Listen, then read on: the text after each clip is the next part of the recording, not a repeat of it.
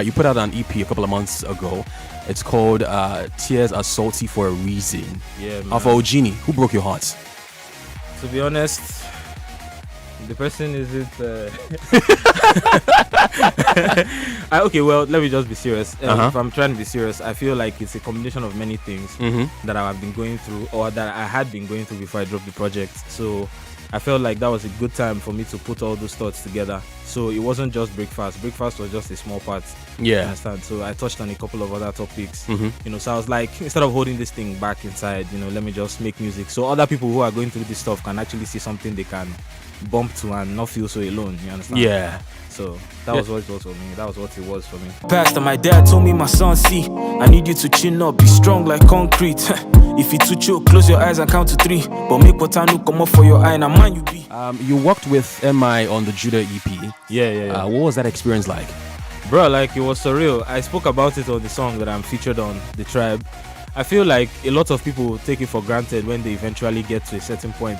I feel like the kind of person I am, I never really paused to like enjoy my moments. Like, I never really stopped to say, okay, even though this is like not me winning the Grammy or something, this is something I've always wanted to do, and then when it happens I should be happy. But in those moments I don't, like, Emma is someone that I've been listening to since I was like 15, 14. You understand? Like, he knows I used to write his rhymes on the back of my notepad, you diary, get me? whatever. So eventually getting to work with him, like, I had to take a moment to like let it soak in, because the working with him, the experience was very fast, because like an artist of his stature, things happen. Who reached out to fast. who? You reached out to him or he reached out to you? I mean, like, the story of how we actually got into that session is a different story altogether.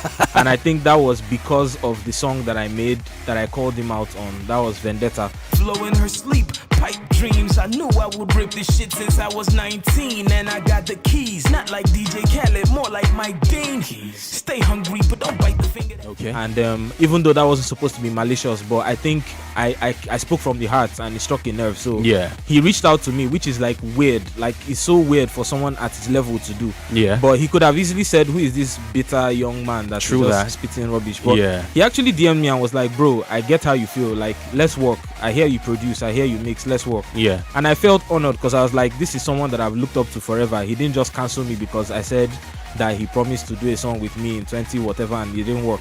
So eventually he called me, and then I came through for some sessions. Then I started coming regularly for like writing camps and all that stuff. And then eventually he was like, you know what, bro, let's work on this project that I'm putting out. So it was very tight. We finished that whole EP within the space of 2 to 3 days. You understand? So it was a fantastic experience, and I didn't sleep because I was the one mixing the songs. But for my fans, they go dumb for they mans. We gon' turn up when we jam. We got plans, I got plans. They done helped me advance. They the best fucking fans. 100 grand. We'll go. Let's talk about when MI said you rappers need to fix up your life, and then he said the South Sea rappers are taking over. Do you think at that moment he was spitting facts?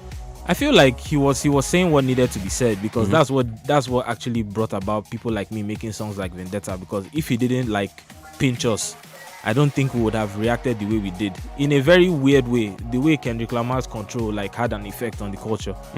MI's Fix Up Your Lives did its thing, because no matter how people felt, people like me, because I actually was one of the people that felt away, no matter how we felt, like, it made people want to like, okay, let's rap again, let's do something. Do you think pretty much almost all the other rappers have actually fixed up their lives? It depends on what you mean by fixing up. So there's a big thing about like what you consider being happy. Like, when you say you're happy as an artist, like, what you consider your life being fixed up, what will it look like?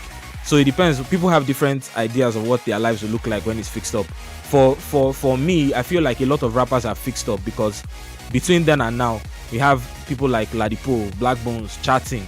You have people like Pepper Corleone getting nominated multiple times at the Headies. So people have actually fixed up, you understand?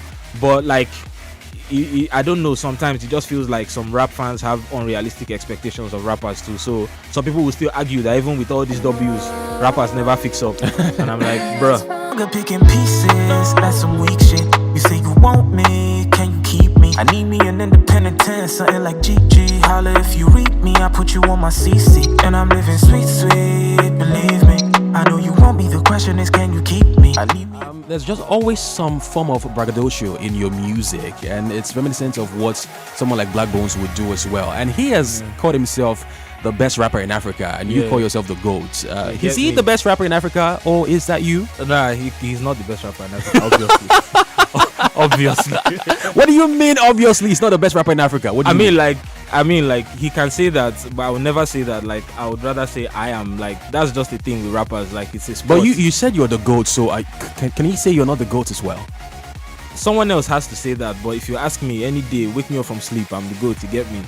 You understand? So I feel like that's the energy that we need. You understand? Like on any given day, if you're confident in your abilities, like you should be able to wake up and be like, because how else will you do it? There are a million rappers out here, and then if everybody else is waiting for someone else to call them the best rapper in wherever they are, like I mean, like rap would just be such a low energy sport. But like I like the fact that we're out here with the braggadocio, with the energy.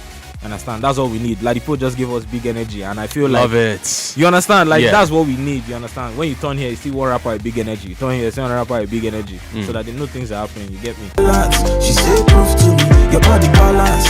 I need to speak to me. Pretty chorus that way your body sing to me. Mama, I'm pretty sure you're into me.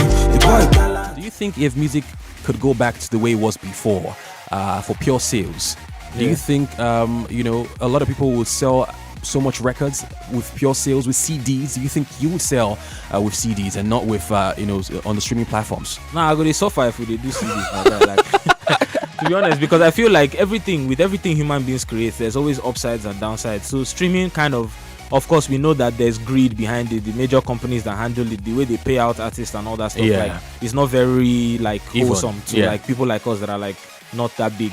But at the end of the day, I feel like that and social media has kind of leveled the playing ground for everybody. So you can have your small pocket of fans in Ojo Elegba, and if they show you enough support, you can still have something coming in every few months. Yes. You understand? So that's just the left and right of it. Granted, if you are big enough and you have a machine behind you, you can fake your streams, you can push numbers, you can do the Justin Bieber thing and get your fans to stream your stuff overnight and then give you number 2 when you are really looking for number 1. You get me? But at the end of the day, I feel like streams, they've done their thing, but it's like there's up and down, so I like that this is where we are now. But at the same time, it can be difficult for us because now there's just very little space everybody's competing for. Everybody wants that banner on Apple Music when they talk. Everybody wants that front page, but not be everybody go get them. Now still the big dogs will get them. You understand? But if you still keep feeding your fan base and they show you that support you need when you drop records, you still do decent numbers. Alright. I don't understand how you can still misunderstand me. Money like Jed, Jedi mind trick, I'm just happy. She used to be a sugar, now she OD on my candy. Looks like the bad Bella came in handy. Broke and faithful by default, no side chicks to tell. What would you say is the most underrated parts of Ojini? The producer part.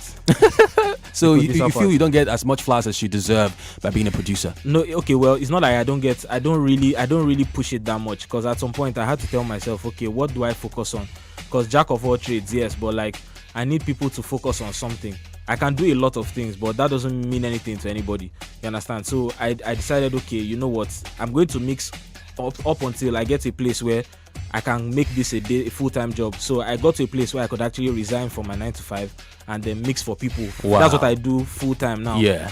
But then that's one thing, and then just continue recording and performing as an artist. So even though that side is suffering because the mixing thing is so time consuming, I feel like it's easier to balance that. If I was now still producing for people again, pursuing royalties and split sheets and all that stuff, I would not collapse by now. But I feel like the songs that I've produced that are out there, if you listen to them, a lot of people still refer me to old songs like Mami Water that I produced, and they use it to say, Omo guy, you need to get back in that bag. But I'm like, Omo, I will, but at my own time. You understand? But I feel like that's my most under, but by my own design, not by anybody not giving me the flowers. You understand? All right. Bringing me roses, put them up to my nose. And yes, we out in the field and we doing the most. It's another day in the life of a couple of ghosts. It's gonna be a cold night. Let's go back and talk about your project. I think your debut album was at Half Price, if I'm not mistaken. Ooh, that was my first proper album, 2017. And then you put out the sophomore album. I think that was Chameleon. Yeah. And it's really hard to always get someone who puts out a debut album and a follow-up album, and it's really nice. I mean, people say Chameleon was critically acclaimed. Yes. How did you manage to put that off? Have 2 proper body of work out and they were fire. I think it was just me being fearless. I think because I had all the odds stacked against me. I'm not signed to a label, never been. I'm an independent artist, so there was every reason for me to not put out these projects. And I think with Chameleon, it was much more so because all these people that I've been wanting to work with, all of a sudden they were really open to work with me, and the pressure increased. Because I have on that project Oxlade, Blaqbonez, YC, MI, Ghost from Shoot 'em Camp.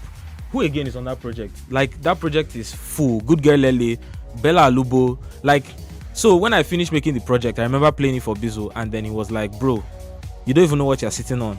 And then, you know, when I dropped the project, the onus was still on me to like do the promotion, marketing and all that, because I'm not signed. So I feel like that fearlessness I wait to make me push them. Because if I wasn't fearless, I would have said, let me hold on to these songs. And you know, songs, you know, they have energy. So I put them out, and then, you know, the people supported the way they supported, even without the videos. Like, I did millions of streams, and I'm like, who knows what would have happened if I didn't. So I don't think the quality of the music has always been there. I don't think I ever doubt myself on that level. But as for your question, putting it out, I think I just had to be fearless and decide that this music will come out one way or the other. Let's talk about the second project, Chameleon.